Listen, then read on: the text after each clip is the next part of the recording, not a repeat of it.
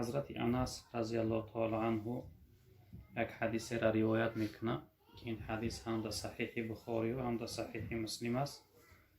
حضرت فرمودند که یک اعرابی بوده، شخصیتی بادیه نشین میگه، انسان هایی که در کوهستان ها در جاهای مثال ای بین مردم دور میگردن، اصل اونا فعل خصلت رفتارشون ای مردمی مقصد شهر نشین مردمی پایان فرق داره. میگه یک انسان اعرابی یک روز نزد جناب پیغمبر صلی الله علیه وسلم اومد، از جناب پیغمبر پرسید که متى الساعه، گویا رسول الله گفت قیامت کی میرسه، قیامت کی میشود.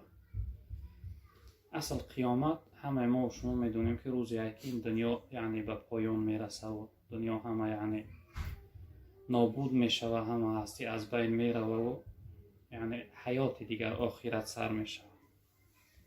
وقتی پیغمبر بزرگوار صلی الله علیه وسلم از اون روز قیامت، از روز حساب، از روز پرسش سوال کرد، میگه جناب پیغمبر صلی الله علیه وسلم به سوی شخصیت گفت که ماذا اعددت لها، او به قیامت چی چیز تیارگی دیده، چی چیز آماده کرد، چی چیز داری به قیامت که قیامت پرسیده شده که قیامت کی میشه.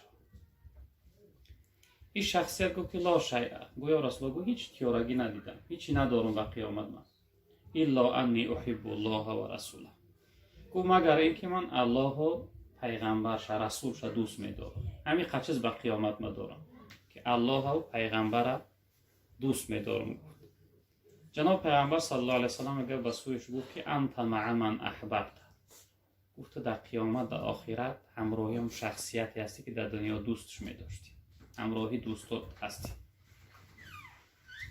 یعنی اگر ما و شما برادر عزیز در این دنیا الله و پیغمبر دوست بداریم، یعنی محبت الله و محبت پیغمبر در دل داشته باشیم، ان شاء الله رب العالمین در آخرت از رحمت الله، از جنت الله، از مغفرت الله محروم و بی‌نصیب نمیگردیم و در آخرت در جنت ان شاء الله رب العالمین که همراهی پیغمبر بزرگوار صلی الله علیه و سلم یک جای هستیم. حضرت انس رضی الله تعالی عنه میفرمایند که میگه یگان چیزی برای من خوشحال کننده یعنی خرسند کننده نبود از قول گفتار همین پیغمبر صلی الله علیه و سلم که برای ما گفت که تو در آخرت همراهی شخصیتی هستی که در دنیا دوستش می‌داشتی. حضرت میگه من در دنیا جناب پیغمبر صلی الله علیه و سلم و حضرت ابوبکر عمر را دوست می‌دارم، از خداوند امید دارم که در آخرت همراهی همینها باشم، اگرچه من به اندازه عملهای اونها عمل نکردم، من از خداوند امید دارم که در آخرت همراهی همینها هست. به همین خاطر ما و شما هم برادر عزیز حرکت کنیم که در این دنیا یعنی الله دوست بداریم، رسول الله دوست بداریم، دوستای الله دوست بداریم تا اینکه در آخرت ما را الله ای دوستاش جدا نکنه. امروز که ما اونقدر عملی نداریم، اونقدر یعنی سعی کوشش و تلاش و عبادتی نداریم که با او تکیه کنیم بگیم خداوند ما را از روی عبادت زیادمون، از روی تلاوت قرآنمون، از روی ذکر زیادمون، از روی خدمت کردن در شریعت دینمون خداوند ما را داخل جنت میکنه. امروز هیچ ما نداریم، خیلی عبادتامون کمی در کم هستن، کم هم باشن برای یعنی کمبودی و ناقصی و برای چی هستن؟ سهو و خطا هستن. به این خاطر ما حرکت کنیم که در دنیا انسانهای صالح، انسانهای خوبه دوست بداریم. هر شخصیتی که انسان دوست داشت به سوی همون میل میکنه، به سوی همون میکشه، به سوی همون رنگ بو میگیره. اگر ما دوستای خدا را، انسانهای صالح، اهل علم دوست بداریم و اونها رفت و آمد کنیم، ان شاء الله که از اونها نور میگیره. پیغمبر بزرگوار صلی الله علیه و سلم حدیث میگه که المرء علی دین خلیله، میگه هر انسان در رفتار و رویه دوستش است. 100% همین دوست تأثیر زیاد میبخشه در دوستش. ما مقاله تاجیکی هم داریم که با ماه شینی ماه شوی، با دیگ شینی سیاه شوی. صحبت مرد خدا مردت کند، صحبت هر ناسزا سردت کند. انسان صالح، انسان خوب در هم نشینی شدید ان شاء الله رب العالمین که از او فیض میبرد، از او یعنی فایده میبرد. جای دیگه دوستای خدا میگن که هم نشینی تو به باید تا تو را عقل و دین بیاساید. انسان که هم نشینی باید اخلاق بهتر باشه. به چه خاطر؟ تا اینکه عقل دینی را کامل بود کنه، مستحکم کنه. و این خاطر دو درجه حرکت کنه که یعنی انسانهای خوب و انسانهای صالح دوست بداره، همراهی اونها رفت و آمد داشته باشه، همنشینی داشته باشه.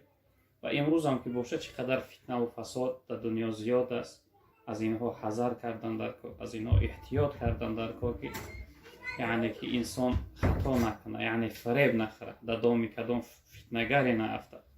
که یعنی که امروز خیلی حالت یعنی خطر زیاده، چی در یعنی شبکه‌های اجتماعی، اینترنت ها باشه یا چی در دیگر یعنی دوستای ناباب و بدم هستن که انسان به سوی یعنی حرص، به سوی یعنی فتنه و فساد، به سوی فحشا و ناپاکی میکشن.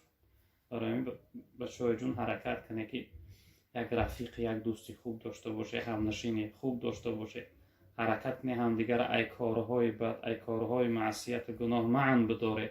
پیغمبر بزرگوار صلی الله علیه و سلم ما را تاکید کرده است که من رأى منکم منکرا فلیغیره بیده. کدوم از شما وقتی دید که یک انسان در کاری بده، در کاری گناه، باید که ای دستش، یعنی اگر توانست برای ای دستش هم انسان گناه کننده را از گناه بیرونش کنه.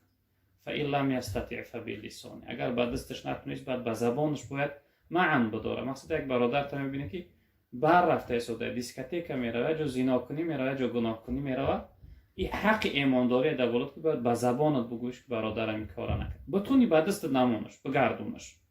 اگر به دست نتونستی به زبانت بگو که برادری عزیز کارا نکن، گناه، معصیت، نافرمان برداری پروردگار. فإن لم یستطع فبقلبه، اگر به زبان هم نتوانستی باید به دلت همون عملی بد یا همون شخصیت بد ببین. و ذالک از اضعاف الایمان.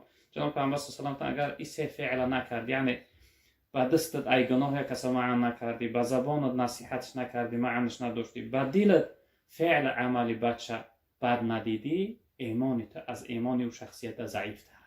یعنی نشانه ضعیفی، سستی و کم قوتی ایمان انسانه که یک کس میبینه که در گناه های معنیش نمیداره. شیخ سعدی هم مقاله داره، میگه اگر بینی که نابینا و چاه است و اگر خاموش بنشینی گناه است. اگر بینی که انسان در راه بد، در راه گناه میرود، اگر خاموش بستی برای تو هم چیه؟ گناه. امر معروف نهی منکر، یک کس نصیحت کردن فقط وظیفه ملاها نیست.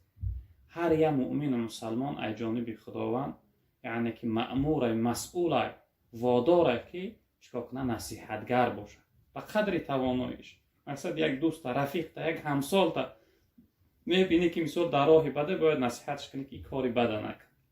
خداوند در قرآن وقتی ما امت اسلام وصف میکنه میگه کنتم خیر امت اخرجت للناس تأمرون بالمعروف و تنهون عن المنکر. میگه ای امت اسلام، شما بهترین امت هستید در بین تمام امتهای گذشته.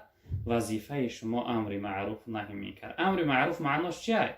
معناش اینه که یک کس به سوی نیکی فریاد میکنی، دعوت میکنی. یک دوست رفیق میبینی وقتی نماز شده میگه برادر بیا بریم، وقتی نماز پیشین شد، وقتی نماز عصر شد، وقتی نماز شام شد، امر به نیکیش میکنی. امر معروف معناش همینه، امر به نیکی کردن. نهی منکر از کاری بد، چیزی که خداوند او را نهی کرده است، معنیش داشته است، یک کس معن میداره یا نهی منکر میکنه.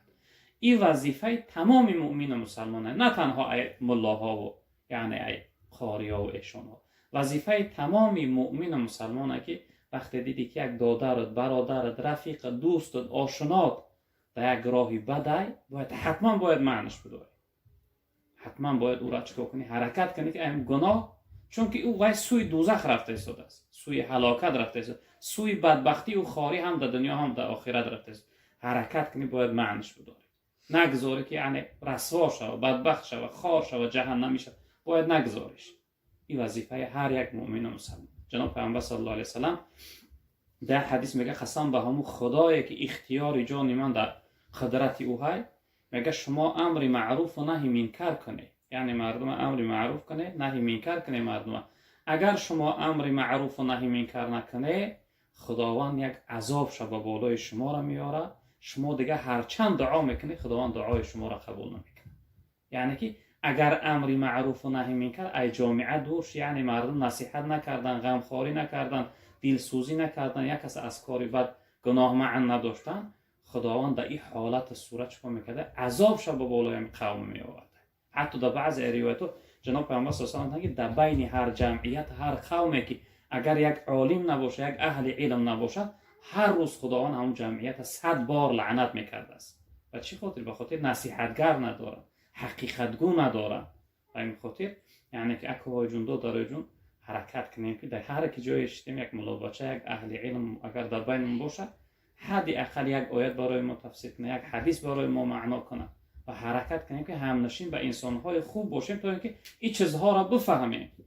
اگر در محفل‌ها و معرکه‌هایی که فقط مثلا همین انا بگیم عادی انا مردم جمع میشن فقط خوردن هر ترتر دنیا در اونجا اشتراک کردیم، ما یکم فایده نمیگیریم، فقط خوردن میبینی تمام، خوردن میگیری تمام. اما وقتی محفل مجلسی که انسان‌های صالح، اهل علم‌ها، انسان‌های یعنی طالب علم خوبن، در چنین محفل‌ها اشتراک کردیم ان شاء الله که فیض میبریم، یک گفته خدا را میشنویم، گفته جناب پیامبر صلی الله علیه و سلم میفهمیم، یعنی یک علم حکمت، یک پند حکمت اصل میگه. برای این خاطر دو درجون حرکت کنیم که یعنی اولش که خدا و پیغمبر را دوست بداریم، دومیش که همنشینی و انسان‌های خوب و صالح داشته باشیم تا اینکه حیاتمون عوض دگرگون شود.